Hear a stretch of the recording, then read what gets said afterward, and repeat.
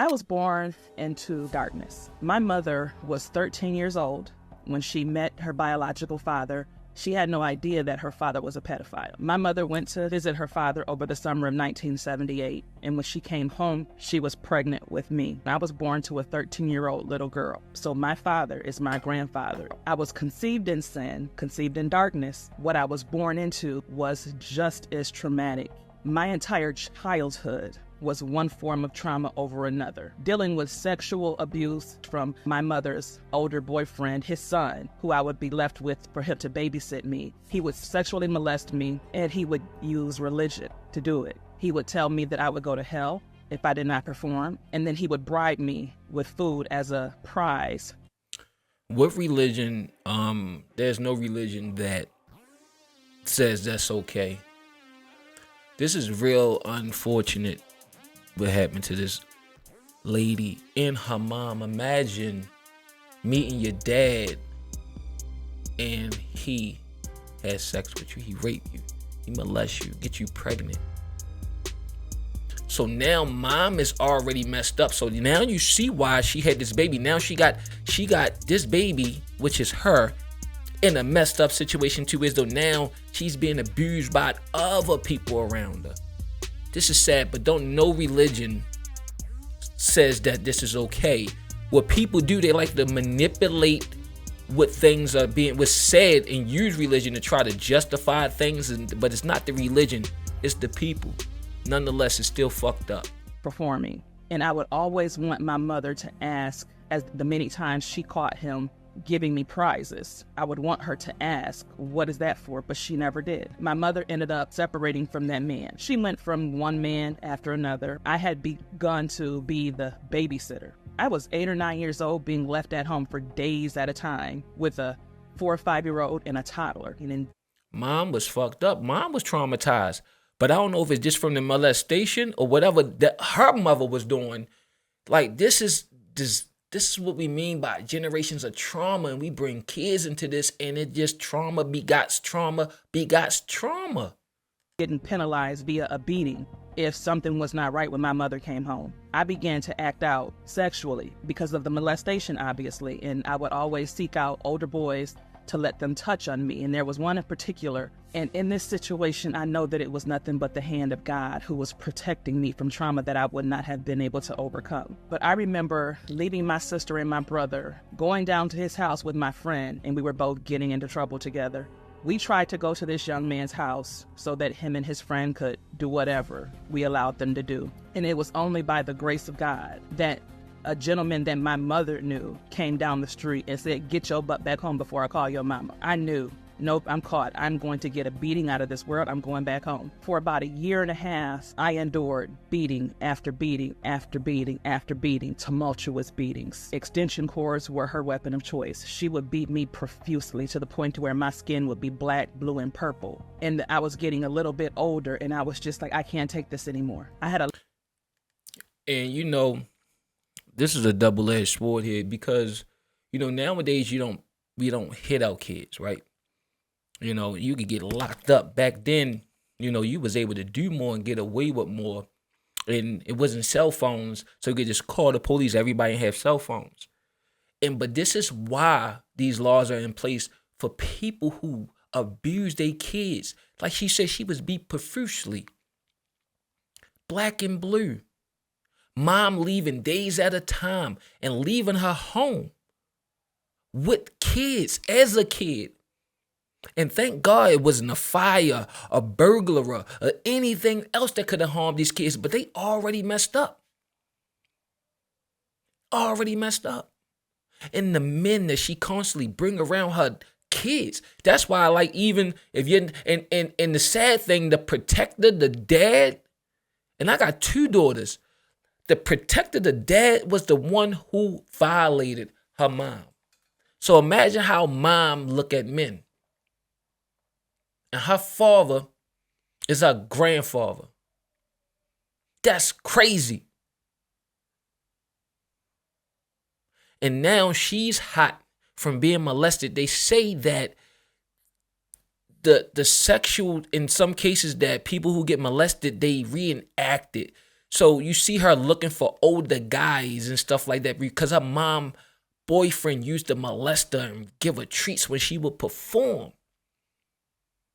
They left her out there with no rescue, no other men in the family, no uncles or whatever, no aunts, no grandma to come in there and swoop and rescue this lady. We got to protect our kids, man.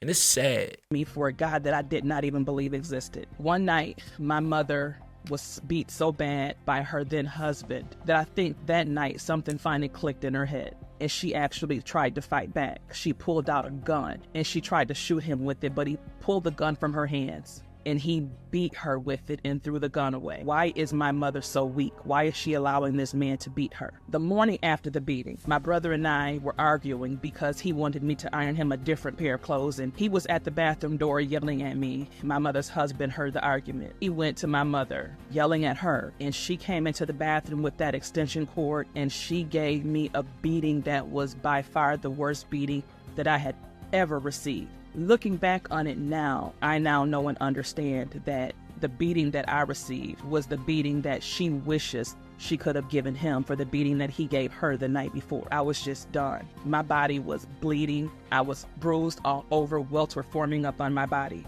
But the emotion that I felt as I was running out of that house to get on the school bus was different from any emotion I'd ever felt after a beating. Everybody got picked up in front of their house. And as I'm on this school bus in searing pain, and I had it made up in my mind that if I went back to that house, I was going to find that gun and I was going to either kill them or they were going to kill me. And I remember saying to God, if I go back to that house, something is going to happen. I got into my first hour class, my geometry class, with Mrs. Burnside, a white teacher. But I built a rapport with Mrs. Burnside and Mrs. McGraw, the other white teacher. Out of all the teachers in the building, they were the only two that I actually trusted with my truth. Because my mother's husband was a major drug dealer. His entire family were major drug dealers, and everybody knew it. So the Black community, even in Michigan and Mississippi, were terrified of this man. But I knew that if I was able to just share my truth with Mrs. Burnside, that something would happen. So that makes more sense in a sense. Women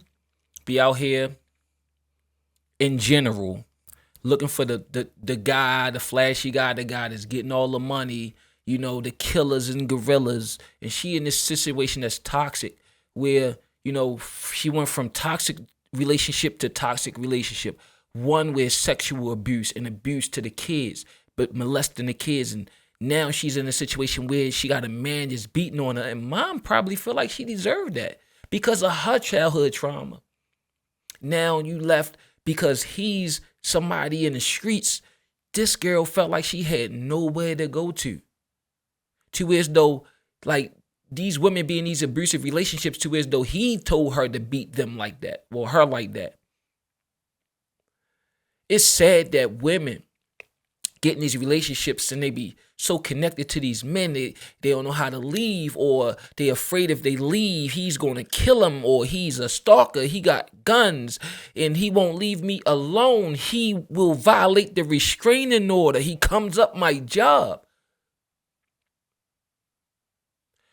We have, as a society, and this still happens, we have to protect our women. And women, know the red flags when you're dealing with people. You messing with a guy, you know, but he say he got kids, but he don't have no relationship with him, and you got kids. Even if you didn't, that's a red flag. You're not dealing with him. Oh, he pulled up in this nice car, but he ain't got no business suit on, right? But he got not some money in his skinny jeans or whatever, and his hat turned to the side, and he just coming from the block. That's a no-no. You don't know what made him who he are and how it's going to be and what trauma you're going to absorb from him and his stress with his life was fucked up. And now you're going to make yours a living hell because whatever his daddy didn't do and his mother ain't do because he was raised by his fucking grandmother. This is the real world, and it's all different type of scenarios that we could keep going to different personalities, but we got to know to get the fuck away from there. This lady father is her grandfather. And then she let you know how her childhood was with a mom who was raped at 13 by her father.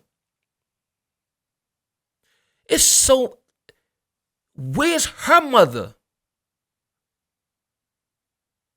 And now you see the life of debauchery, that all the decisions that mom was making and how it affected these kids, and how, for whatever reason, she kept putting these kids in these situations that led up to this. Wrote her a letter, and after class, I stuck the letter under her book and I walked out and went to my next class. And within minutes, she was at the door with tears in her eyes talking to Mrs. McGraw. And they called me and they said, "We're taking you to the office." CPS was called. They just asked if they could look at my body, and I said yes. And I'm standing with my back turned to them as they're looking at my body and they're taking pictures. And even now, 30 plus years later, I can still hear the sniffles and the tears and the cries and the way that they were trying to muffle the sounds of their cries from looking at my body. I ended up in foster care that day. My story will only reach a certain amount of people.